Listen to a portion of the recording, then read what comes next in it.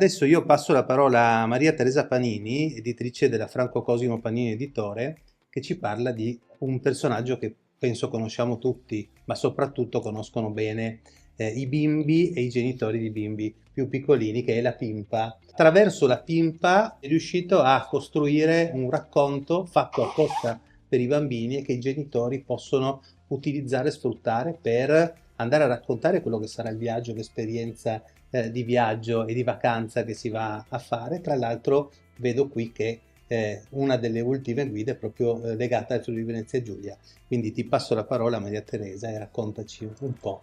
Grazie a tutti. Appunto, mi presento, noi siamo una casa editrice che nasce dopo la grande e bellissima esperienza delle figurine. Mio papà era uno dei fratelli Panini, poi alla conclusione dell'avventura delle figurine decide di fondare una casa editrice con il suo nome, che è appunto la Franca Cosimo Panini. Quindi partiamo comunque nel DNA con forte amore per i bambini, ovviamente venendo dal mondo delle figurine. E infatti il primo catalogo che lui ha sviluppato è stato appunto un catalogo dedicato ai bambini. È un catalogo dedicato ai bambini ed è, diciamo, completamente dedicato alla primissima infanzia, dagli 0 ai 6-7 anni. Partecipando a questo panel mi sono chiesta: ma come mai ci chiamano? Noi non ci occupiamo di permettetemi adesso di parlare di accessibilità, ma insomma di editoria accessibile, perché esiste l'editoria accessibile. Ci sono case editrici che si occupano quasi esclusivamente di quello, quindi di libri in simboli, di libri per esempio non vedenti. Noi non ce ne siamo mai occupato. Poi ho riflettuto, in realtà, dedicandoci quasi completamente alla prima infanzia, i nostri libri sono tutti per diverse abilità, perché i bambini piccoli sono in fase, come posso dire, di sviluppo cognitivo e sono in una fase di sviluppo molto diversa. Quindi un bambino di 3 anni può avere delle capacità che un altro bambino magari non ha. Quindi noi ci dobbiamo occupare di abilità continue e di semplificazioni continuamente. I libri per bambini sono tipicamente formati da 2 codici, da 2 linguaggi: il testo, l'immagine ovviamente. A volte abbiamo anche soltanto l'immagine, proprio perché molti bambini, non sapendo leggere o comunque identificando nell'immagine un codice di lettura molto più idoneo, si esprimono e riescono a leggere in autonomia, a fruire in autonomia dei libri che hanno soltanto le immagini. Però questi 2 codici devono essere estremamente semplici. In più il nostro catalogo ha così tanta, diciamo così, accessibilità anche perché appunto uno dei nostri personaggi principali è la Pimpa. E la Pimpa è da sempre utilizzata come, diciamo così, è proprio utilizzata e fruita da diverse associazioni, da diversi operatori, proprio perché ha un altissimo livello di accessibilità. E questo ce lo siamo, diciamo così, più volte detti, ma non abbiamo mai approfondito il motivo per cui questo personaggio riesce ad arrivare a tanti bambini che magari non hanno un uso proprio del linguaggio, magari non sono italiani. E abbiamo cercato di capire che cosa ci ha portato, che cosa ha portato la Pimpa ad essere così utilizzata nelle varie associazioni che si occupano proprio di abilità. E il motivo è sicuramente dovuto al fatto che intanto il segno grafico, l'illustrazione, come vedete, è un'illustrazione molto semplice, molto diretta, e anche nelle, diciamo così, illustrazioni più particolareggiate o più complesse, dove non c'è un solo soggetto, ma diciamo così un fondale molto più complesso, e ogni singolo oggetto è ben definito ed è definito non soltanto nella forma ma anche nei colori. I colori di Altan, ecco, io parlo di Pimpa, ma in realtà qua parliamo della genialità di Altan, ovviamente. Tutti gli oggetti che Altan utilizza li ripete sempre nello stesso modo. Il latte, che voi qua vedete nella bottiglia, in tutte le storie lui lo rappresenta così. La mela è sempre una mela rossa, sempre fatta in quel modo lì. La pimpa stessa ha i pois, i famosi pois rossi, nelle stesse posizioni in tutte le illustrazioni che lui fa.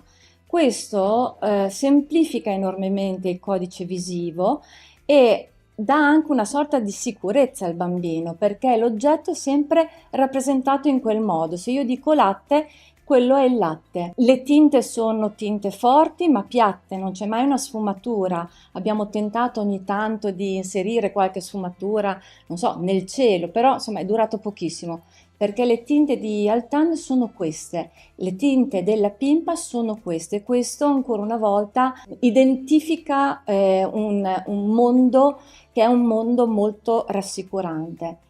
Poi c'è l'outline nero, cioè diciamo così, il contorno definito dal disegnatore nero in tutte le immagini, e anche questo crea una sorta di definizione dell'oggetto e del soggetto che aiutano moltissimo la lettura visiva. Passando al testo, il testo sembra una banalità, ma il testo è semplice, semplicissimo. Non è banale, è semplice.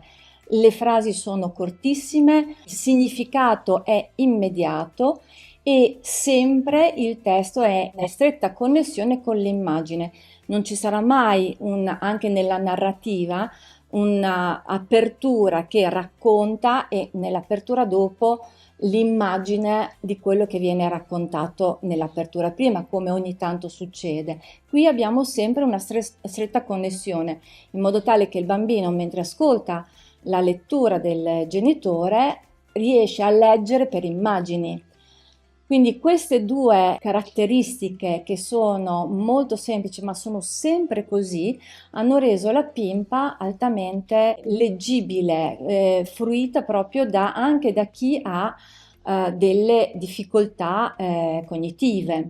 Poi abbiamo fatto un passo in più, abbiamo cominciato a collaborare con chi utilizza gli strumenti, i libri che noi facciamo per magari raggiungere anche appunto chi non riesce a leggere, chi non potrà mai leggere per problemi cognitivi. Abbiamo iniziato a lavorare con fondazioni o associazioni che traducono i libri e il testo in codici simbolici.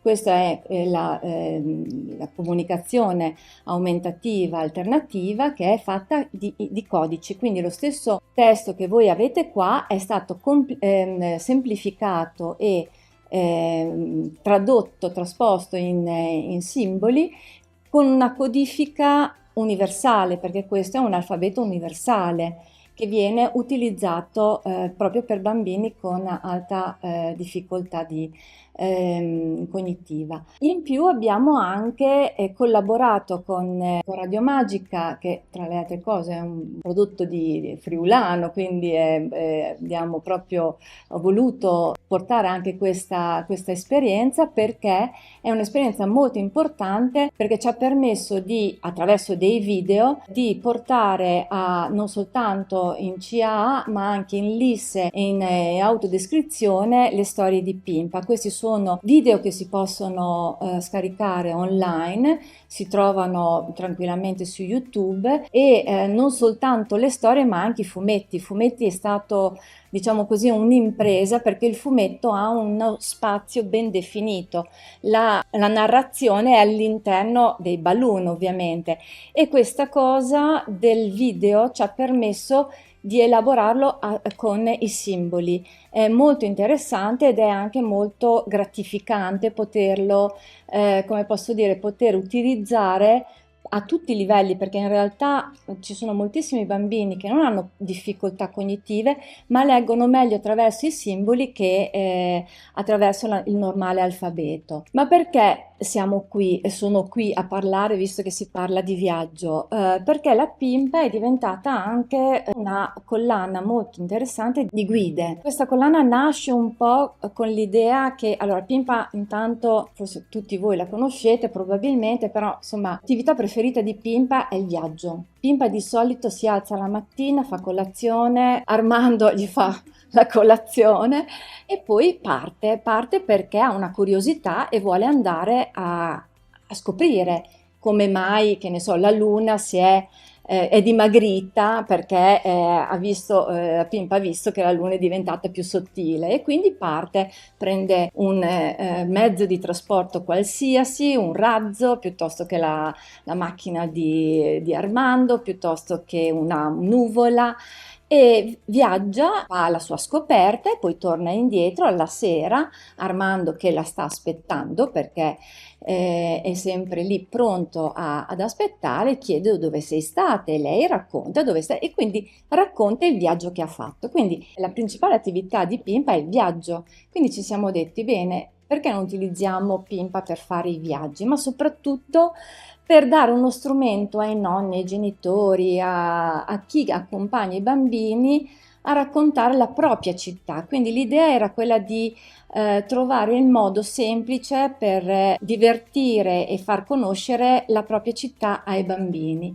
E quindi abbiamo utilizzato il metodo di Pimpa, e cioè raccontare divertendosi, semplificando tutto molto e rendendo tutto molto immediato. Quindi in ogni apertura si parla di un luogo, di una tappa, magari attraverso un gioco, con una fotografia, perché nelle guide è importante che ci sia un racconto visivo reale e non trasportato dall'immaginazione di una illustrazione e in questo modo i bambini si abituano ad osservare la propria città con magari un interesse diverso. Questa collana qua poi è diventata una collana molto apprezzata dalle maestre che la usano per raccontare la storia della città ai propri alunni, ma soprattutto ai nuovi arrivati. Sappiamo quanti nuovi bambini, nuovi